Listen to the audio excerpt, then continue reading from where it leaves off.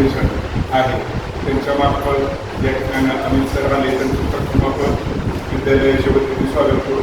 क्रिसेबल living foundation की त्यांनी आपल्याला उपलब्ध करून दिले. आपल्याला देखील ऐकताना त्यांचे वेगळा फील जाणवतो.